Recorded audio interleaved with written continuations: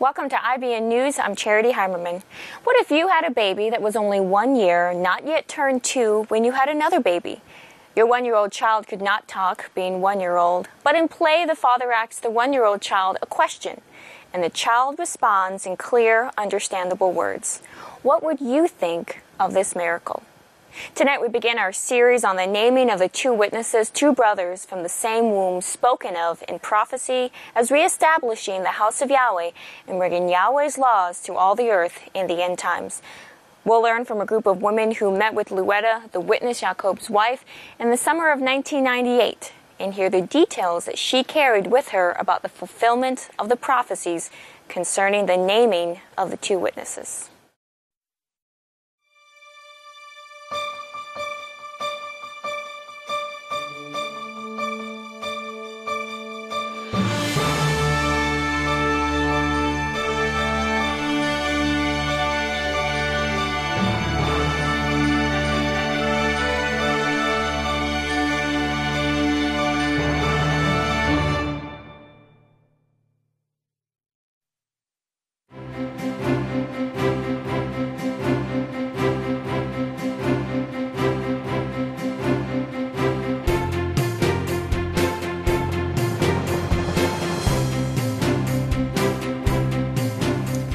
In our two-part series, we'll hear of the prophecies concerning the naming of the two witnesses.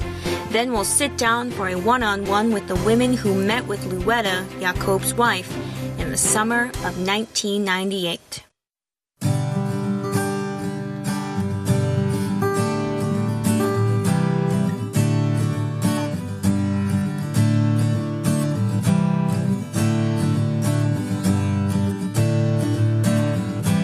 What I thought was so fantastic, when Luetta was talking about the name change, she took us right into the camp where the mom and dad and the family was sitting around the campfire. Mom was holding the baby and Dad was bouncing Vernon. He said, "What would you name your brother? What would you name your baby brother?" "Buffalo Bill."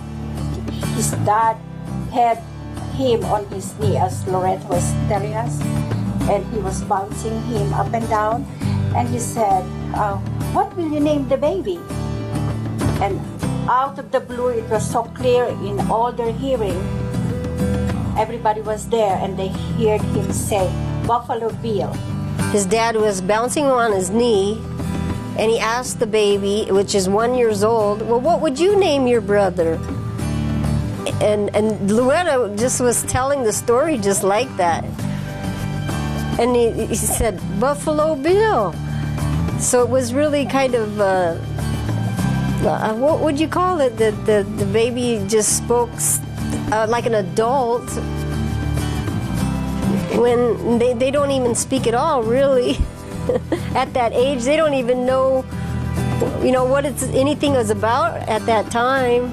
But it really did seem to be to Luetta when she was explaining these things.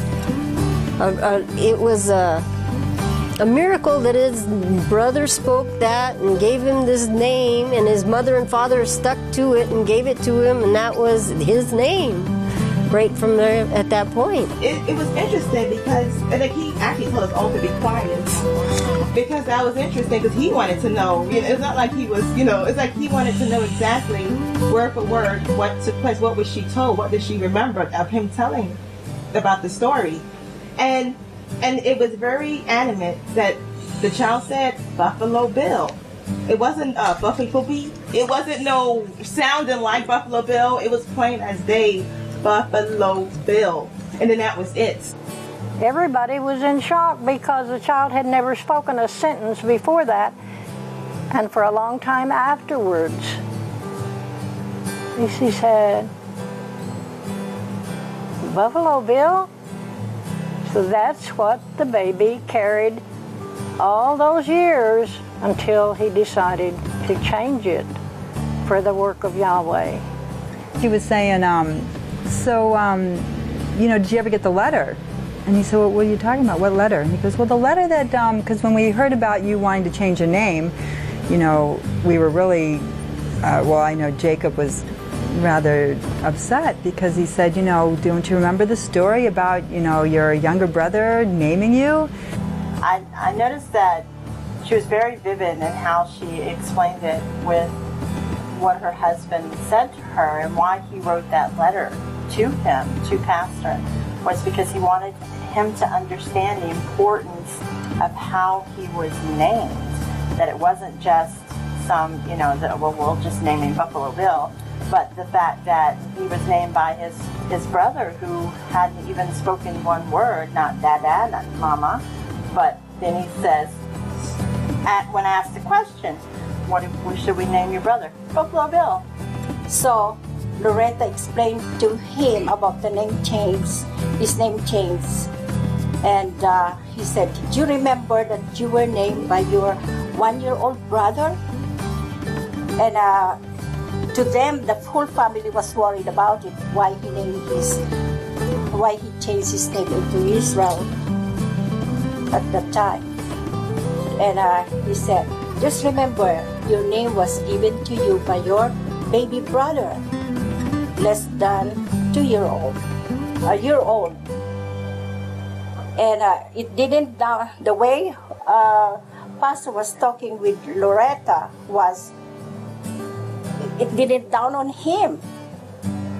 That was a beautiful thing for the whole family, because it was a miracle name. This was a story that they told. It was very special. I mean, they considered it a miracle that this baby could even say that. And so when you wanted to change your name, we just didn't understand that. How could you want to pass up that miracle name for changing? That was a huge thing in their family, that they told that story over and over again. It wasn't just like a minute thing that they mentioned. It was a story that was told in that family. And he wanted to remind him of that when he learned that he was going to change his name, because it was that important to Jacob, the way that she explained it, as that the Creator had named him that name. And then Pastor explained how that he didn't receive that letter until after he had changed his name, and he explained to her why he had gone and changed his name was because of the scriptures that talk about in Isaiah about being named Israel. And I thought that was very touching, to get told that story, and how it was one of those moments. Because first we were laughing and giggling about Jacob's story, then when it got to that part, it was silence.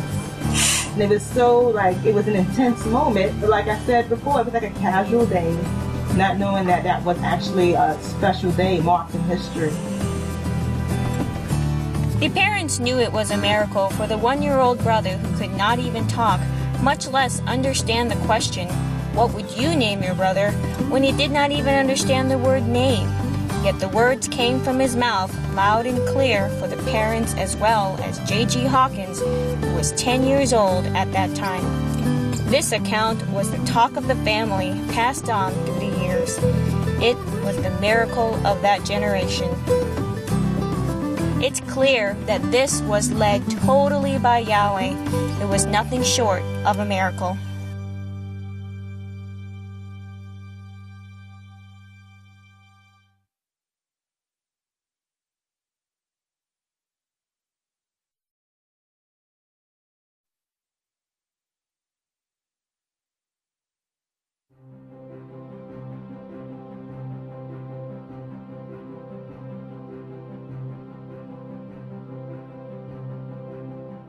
Well, I remember looking at Loretta when she would tell us that Israel's brother Jacob had to change his name. Well, it was JG at the time. She was telling us about JG having to change his name under duress.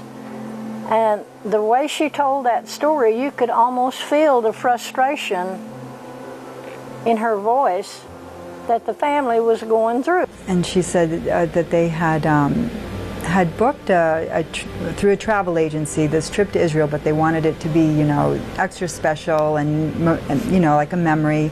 And so, of course, they had to go through, many cities. The conductor was checking all the tickets, and in the ticket, he had only JG. And the conductor said, this is not a name. And but at the time, JG said that that's my name. It was given to me when I was born. So the conductor checked the others, and he come back several times, and he kept asking about a real name.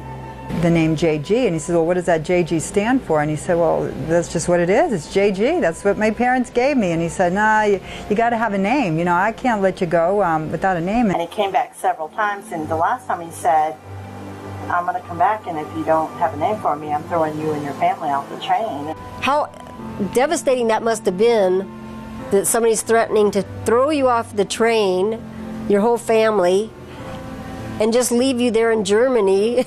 She explained that was a devastating thing, you know, that they were going to throw them off the train. They were in a country that, you know, they weren't planning on staying in. So it was a scary thing. So she said that he got very, very upset. He got very, very nervous. He even it sounded like a little scared. And she said that and the way she explained it, he looked at the conductor and he said, just call me Jacob. Just call me Jacob. So you know that there was great duress there, that he was, in fact, under duress to say, just call me Jacob. Pastor was so interested in how his brother responded. It wasn't just a casual thing, just call me Jacob. And he had Loretta tell him that part over and over again.